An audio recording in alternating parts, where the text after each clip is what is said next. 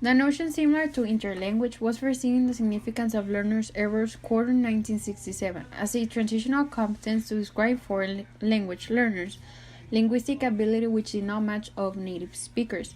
Selinger 1969 introduced the word interlanguage, which was adapted from the Weinreich term interlingual to refer to a language system that the foreign language learner created based on the data he had been exposed to. Nemser, 1971, referred to the same phenomenon in his term approximative system, stressing the successive approximation to the target language.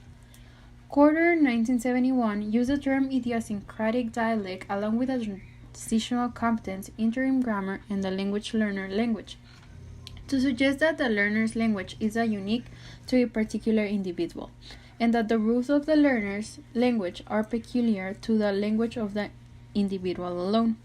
Selinger, 1972, coined the term interlanguage to refer to a systematic knowledge of language which was independent of both learners' native language and the target language.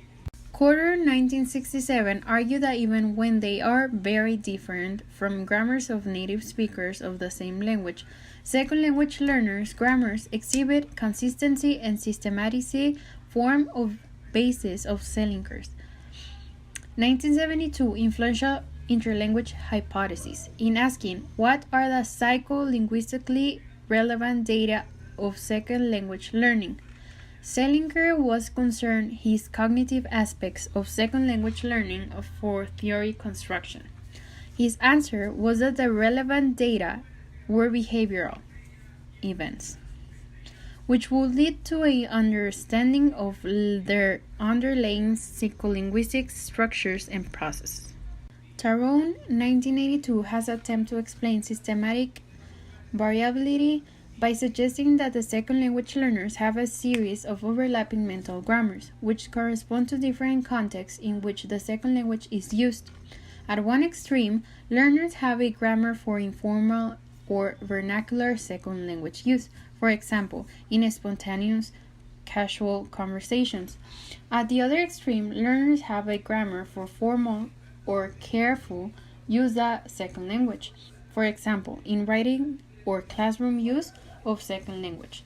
Between these extremes, there are mental grammars for different levels of formality of use. Tarrone refers to this set of overlapping styles as interlanguage capability continuum. Learners acquire grammars on continuum through exposure to the second language in contexts or different levels of formality. Every